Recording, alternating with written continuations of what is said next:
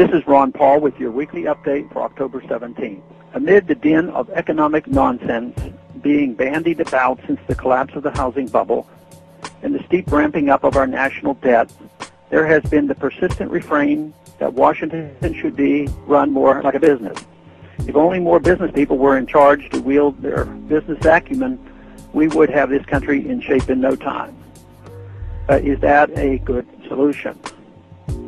Businesses seek primarily to increase their revenues and profits. Government revenues depend on taxes. Government accumulates tax money by squeezing it out of people's productive earnings with threats of audits, fines, and imprisonment. Our government already collects roughly $2.1 trillion annually from the productive taxpayers of America. We hardly need to increase our federal government's revenues like a private business. Businesses sell products or services to voluntary buyers, always looking to increase their market share as much as possible. But what is the federal government's product or service?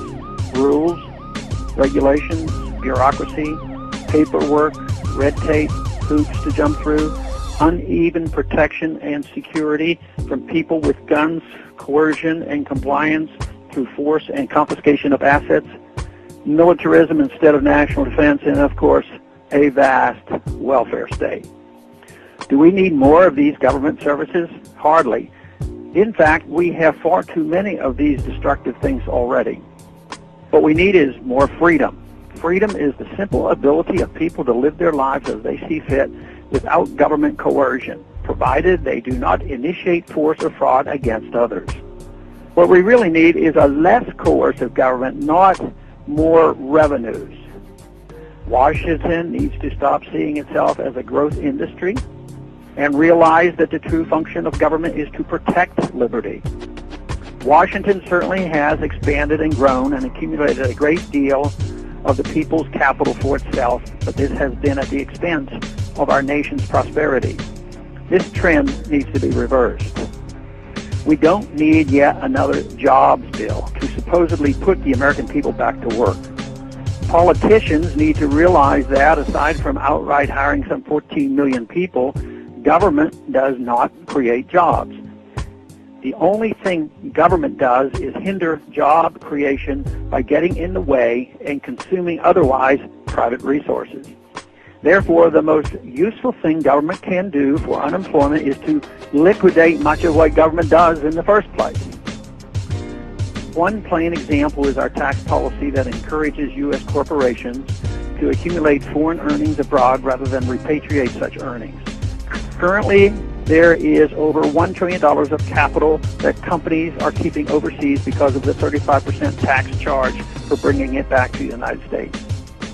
Our government literally is pushing capital and jobs overseas, and that could be used to hire an estimated 2.5 million people here at home. Businesses create jobs. Government is not a business. We don't need more stimulus or phony jobs bill. We don't need more revenue. $2 trillion is plenty to fund the federal government annually.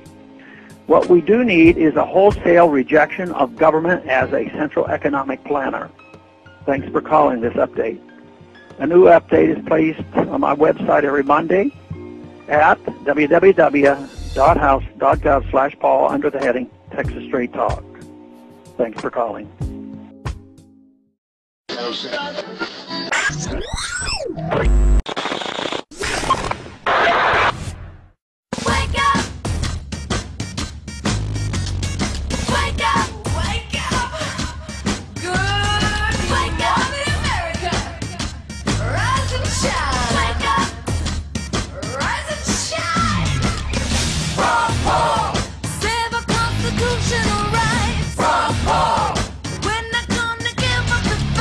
Rock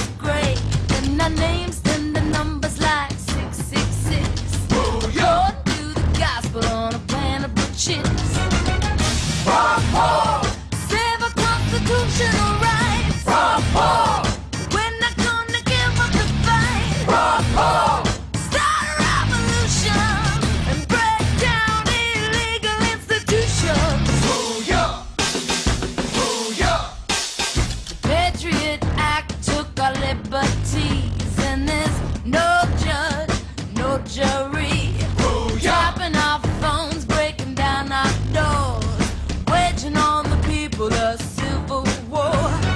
Work street jobs and bring home no pay. IRS takes it all away. We struggle, slave, pay the rent. So from Paul, President, save our constitutional rights. We're not gonna give up the fight. Start a revolution and break down illegal institutions. We haven't followed the Constitution, and that's what we ought to be doing. The system that we have today is ripping off the middle class and the poor. Can you imagine how great a nation we'd have if we didn't have the Federal Reserve System printing all this money? Save our constitutional rights. We're not gonna give up the fight. Start a revolution. Break down, break down, break down, break. Save our constitutional rights.